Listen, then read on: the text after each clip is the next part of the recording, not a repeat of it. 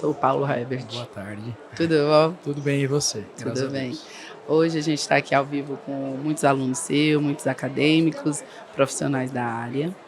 E a gente vai falar um pouquinho sobre a especialização, mas antes disso a gente queria saber a trajetória, né, do senhor, pode ser? Muito bem, com certeza. Desde a escolha pela odontologia até pela especialização.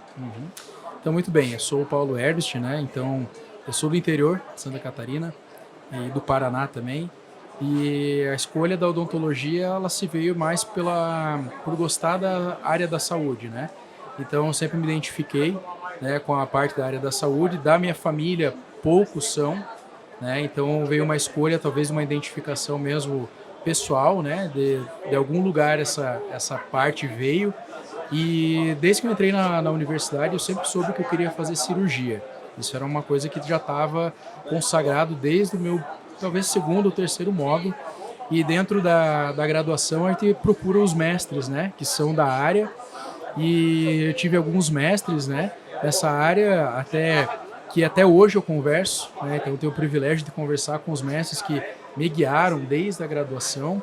Então não tinha outra alternativa, eu teria que me formar em odontologia e partir para a área da cirurgia. Então, quando eu me formei, logo eu já me inscrevi num curso de pós-graduação em implante, especialização. Eu fiz em Balneário Camboriú, a especialização em implante com o professor Túlio Valcanaia, que é um dos professores que me guiaram lá na graduação mesmo, para mim direcionar para a cirurgia. E terminando a graduação, a especialização, eu casei. Um mês depois que eu casei, eu entrei no mestrado. Tá? Então eu já estava no processo de entrar no mestrado, fiz muitas amizades ali na especialização e também no mestrado. Hoje eu encontro vários colegas hoje aqui no Congresso que fizeram mestrado comigo e muitos deles estão dando palestras, estão em stands, estão ministrando. Isso para mim é uma gratificação muito grande de ver os meus colegas num nível tão alto, né? E aí eu fiz mestrado em implantodontia em Curitiba, no Ilapel, onde é uma excelente escola também. Aprendi lá, então, a carga imediata.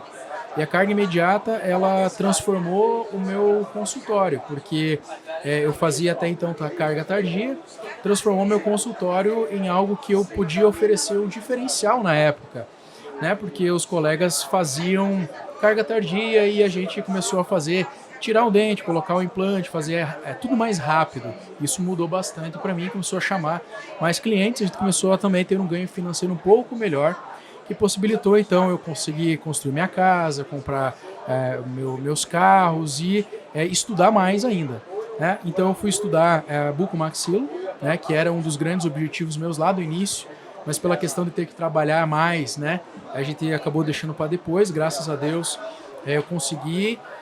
Fiz em Curitiba, pela BO Paraná, em parceria com o Hospital Evangélico, onde a gente fazia plantões ali, ficava 10 dias no hospital, em Curitiba, e a aula toda semana, aula teórica, onde eu conheci então o Márcio Foleto, né, que hoje é meu grande amigo aí na jornada da carga imediata, dos zigomáticos, né, e desde então a gente começou a criar cursos, né, fui convidado para dar aula com professores que fizeram mestrado comigo, hoje tem seus cursos. Tive meus cursos, ainda tenho meus cursos, onde eu sou coordenador de especialização de implante bucomaxilo, né? E atuo no hospital, eu fui convidado para atuar no hospital da minha cidade, lá no interior, e também atuo em algumas regiões aí, Curitiba também, onde já faz algumas cirurgias lá, e a jornada foi se expandindo cada vez melhor, né? Então fizemos agora, também escrevemos esse livro, que é um grande sonho, porque a gente começou a dar cursos de carga imediata, né? E essa carga imediata, ela cresceu, ela é algo que está crescendo ainda com os zigomáticos, e desde então eu tenho muita satisfação de ser cirurgião dentista e tenho muito orgulho de fazer parte aí dessa equipe e estar aqui conversando com vocês hoje também. Isso. Nessa trajetória, teve várias diferenciais, estilo da primeira cirurgia que você fez para a última cirurgia que você fez, estilo semana passada. Uhum.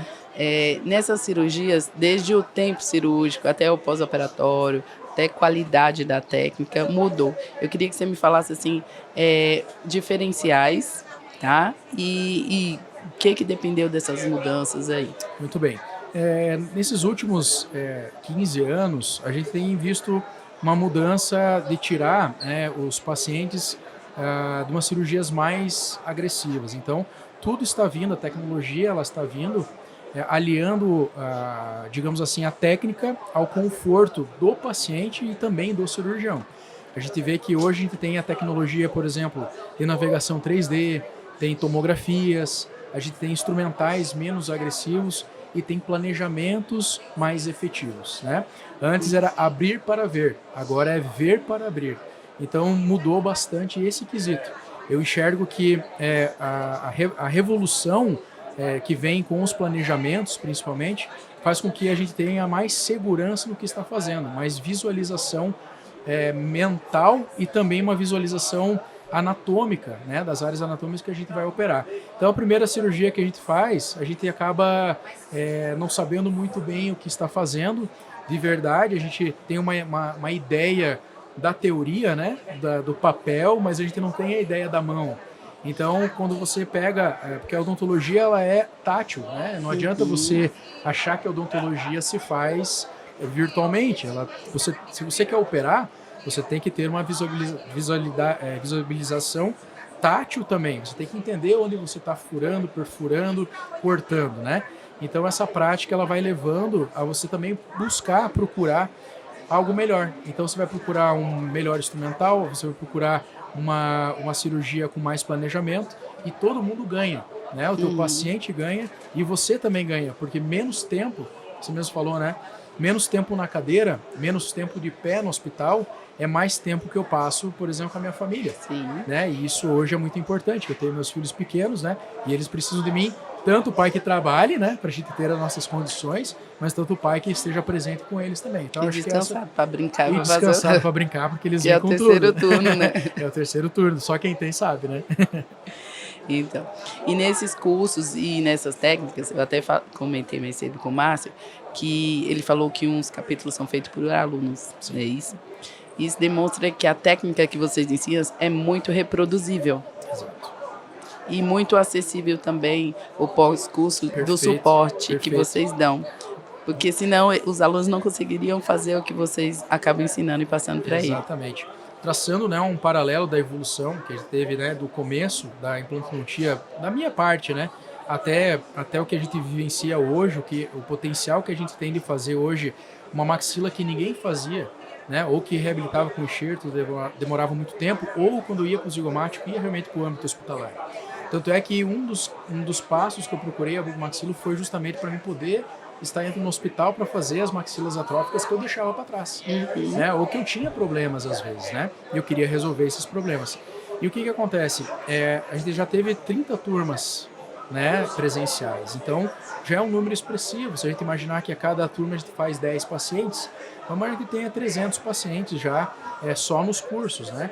Então essa evolução ela é muito nítida no pós-operatório nos pacientes, porque a gente começou também a fazer lá no hospital, também 6, 7 horas de cirurgia, sem uma dinâmica para ensinar o aluno. Por exemplo, era meio que fura aqui, mas por que aqui? Nem a gente entendia direito por que era ali. Hoje a gente foi estudando e planejando. Então eu digo assim que o planejamento reverso não é aquele planejamento de prótese reversa, onde está o dente, não, é um planejamento virtualmente reverso, onde você sabe onde você vai furar, cortar, né, osteotomizar. Isso é muito importante. Então isso veio para agilizar também e a gente diminuiu o quê? O trauma cirúrgico. Porque quando você sabe o que fazer e sabe ensinar aquilo, né, você vai traumatizar muito menos, você não precisa esticar tanto para ver, né? E foi o que aconteceu. Então nossas cirurgias foram diminuindo o tempo, foi diminuindo o âmbito. Por exemplo, precisava de anestesia geral para fazer. Hoje eu já posso fazer com uma sedação, né, em nível ambulatorial, que é algo que assim era inimaginável. né? E a gente pode usar instrumentais que possam estar tendo um trauma menor para esse meu paciente. Isso é muito importante. Menos tempo, né, cirúrgico possibilita eu ter mais habilidade ali e mais segurança para mim estar fazendo e ensinando. Então, a partir do momento que o professor sabe a técnica, viu que a técnica funciona, ele acredita na técnica. Porque se você não acreditar na técnica, você não consegue ensinar bem. Sim. Então demorou um tempo para a gente acreditar de verdade que aquilo funcionava, né? E a partir do momento que a gente acredita no que a gente faz, a gente consegue ensinar. E eu acho que essa reprodução, né? Hoje a gente vê que especial os alunos das últimas 15 turmas são alunos que estão realmente fazendo, né? Porque os alunos que a gente pegou no início era mais complicado para eles, porque eles tinham que ir para o hospital, então a gente mudou também um pouco do nicho, né? Tinha só bucomaxilo, hoje mudou bastante para implantodontista mesmo, e é possível fazer, tá? Assim, E todo dia está atualizando, que é o que você falou. As primeiras turmas eram uma coisa, as últimas turmas, querendo ou não, tem uma tecnologia, né, e um acesso a vários outros materiais que foram mudando. Exatamente. A cada turma tem um pulo do gato, eu falo, né? Cada Cada turma. vez tem um pulo do gato. Ó, usa essa broca aqui, usa esse afastador aqui, usa esse descolador aqui, põe isso aqui nessa região que vai dar certo, e a gente tem esse pulo do gato, vai ensinando e tu vai vendo que vai aperfeiçoando, né? A técnica e justamente o ensino vem concomitante ao aperfeiçoamento da técnica, né? E você lembra de algum caso, seu particular, assim, que foi um diferencial, estilo, eu peguei esse caso para mim e eu vou resolver, ou foi uma complicação que chegou e você resolveu como, assim, se Muito bem. esforçou? Eu tive, na verdade, 2 casos assim, que realmente chegaram a um ponto de eu falar assim, não, realmente agora é isso, né? Então, um caso de uma senhora que usava prótese há 40 anos, né? Ela tinha 60 anos, usava desde muito jovem a prótese total, a dentadura, não tinha osso e passou por diversos profissionais e ninguém quis nem fazer enxerto nela, né? Então, ela me procurou justamente porque ela viu alguma coisa do zigomático, que não precisava de enxerto, maxilas atróficas, e realmente foi uma cirurgia bem difícil, uma cirurgia complicada, fiz no hospital, assim, talvez porque eu tinha uma visão diferente de hoje, talvez hoje fosse mais fácil essa cirurgia, e ao final a gente conseguiu terminar, travar os implantes e realmente conseguir fazer a carga imediata que ela sonhava e eu também sonhava em entregar para ela. E um outro caso também muito parecido de retratamento, onde a paciente fez enxerto, perdeu, fez enxerto de novo com o mesmo profissional, deu certo os enxertos, fez os implantes, aí perdeu os implantes junto com os enxertos. Então também ficou desacreditado, o profissional falou que não tinha mais o que fazer, né? E ela já sabia que o caminho dela era o zigomático, ela também procurou nós e hoje ela está aí com a prótese fixa dela, sorrindo aí à vontade, né? Então isso realmente foi uma virada de chave no meu consultório, no meu âmbito privado. Entendi. Hoje o doutor vai falar com a gente sobre instrumentos na cirurgia ortognática, né? Que ainda continua sendo uma área que está atuando Exato, bastante, né? exato. Uhum. E aí vai tirar algumas dúvidas também em relação a como utilizar esses instrumentais. Exatamente. Então, a cirurgia ortognática, ela é uma cirurgia de grande porte, né? Ela só é feita no hospital, né? E a gente tem uma gama de instrumentais. E você tem que ter todos esses instrumentais. Não pode faltar nenhum instrumental, né? Porque faltando um instrumental, você não consegue realizar a cirurgia. Então, a ortognática, ela veio evoluindo também, né? Hoje tem diversos tipos de osteotomia, tem umas osteotomias menos invasivas, tem cirurgia ortognática minimamente invasiva, né? Então tem evoluído um pouco o instrumental, mas eu sempre falo assim, você tem que entrar com todos eles, né? Não adianta você ir, digamos assim, tem que ir armado até os dentes, como falam, tá? Então a gente vai falar um pouquinho dos instrumentais, mas mais é mostrar, né, a importância que eles têm durante por exemplo, um afastamento, tá? Porque eu estou afastando vários tecidos para fazer uma ortognática. Só tem ideia quem faz ou quem está instrumentando, né? Então eu preciso colocar aquele instrumental, eu preciso manter aquele instrumental por 3 horas, 4 horas, 5 horas naquela posição. Então você tem que estar preparado também fisicamente, né? Então um instrumental que vai ficar o tempo inteiro afastando para o cirurgião ver, ele tem que ser um instrumental de qualidade, né? E a gente vê que isso tá ajudando bastante nas cirurgias, né? Então eu vou mostrar um caso clínico meu, né? Que a gente operou faz uns 3 meses. Então vai ter um QR Code com um vídeo, né? Quem quiser pode fazer o QR Code, tem um vídeo da cirurgia, né? E assim, Graças a Deus deu tudo certo, né? A gente vai mostrar mais ou menos um passo a passo, resumido, obviamente, porque a gente tem quase que 80 passos, né, na cirurgia ortognática, e é uma cirurgia assim que eu particularmente sempre é desafiadora para mim, né? O zigomático foi muito desafiador, hoje é um pouco menos, ainda é, mas a ortognática ela ainda continua sendo um desafio pela, digamos assim, a responsabilidade de resultado, né? A pessoa que está do outro lado, às vezes aquela cirurgia depende para ela se reinserir socialmente. Sim. Né? Porque é diferente de uma pessoa que usa, por exemplo, uma dentadura, uma prótese total, ela ainda vive com aquela prótese, né? Tem recursos para... Mas a pessoa que tem a deformidade maxilomandibular, né, crânio-facial, ela vive com aquele estigma, né? Então a gente e precisa... é uma mudança até psicológica, né? Eu falo porque eu sou orto também, implante orto. E aí elas buscam isso, né? Eu encontrei a mãe de um rapaz que a gente fez ortognática, ela falou assim, olha, ele até abre a janela do quarto agora. Até abre as cortinas do quarto. Tem umas coisas que não tem... a gente assim não entende aonde a gente mexe às vezes, né? Então, tudo que a gente faz, né, odontologia, desde você fazer uma prevenção, uma profilaxia, desde você atender odontopediatria, conscientizar uma criança na importância dos dentes, desde você atender num posto de saúde, que você vai estar fazendo uma odontologia um pouco mais curativa, mas você atendendo as mazelas de quem tem dor, né? Até uma odontologia de alto nível, onde você já pode cobrar mais caro, onde você pode reabilitar algo que ninguém faz, né? Toda essa odontologia é importante, né? E assim, eu passei por todos esses processos, né? E não paro de estudar, de me atualizar, né? Por isso que a gente está aqui no Congresso. Sim. Eu gostaria de agradecer a presença, a colaboração do seu conhecimento aqui, e queria falar para você deixar um recado tanto para acadêmicos quanto para implantodontistas também que estão começando na área, para ver de conselho mesmo assim da sua trajetória até aqui, o que você daria ou que para esse pessoal pensando se fosse você terminando agora. Muito bem. Então o conselho é o seguinte, galera, a implantodontia, ela foi a especialidade que me deu, digamos, é o meu ganha-pão. Ela foi e é ainda o meu ganha-pão. Ela fez com que eu tivesse toda a parte financeira, estrutural, colocar meus filhos, não é, numa escola privada, eu poder ter a minha condição, viajar, passear, ter lazer, é implantodontia. É uma especialidade completa, onde você vai aprender desde a prótese até a periodontia, até saber colocar um implante, que é um pino de titânio no osso, brutalmente dizendo. A bucomaxilo, você tem a implantodontia, ela é uma parte da bucomaxilo, né?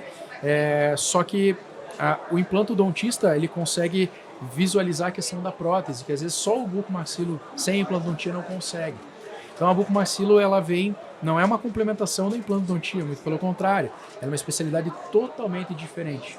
É uma especialidade que vai abranger cirurgias maiores. Se você quer trabalhar no hospital, você tem que fazer bucomaxilo, né?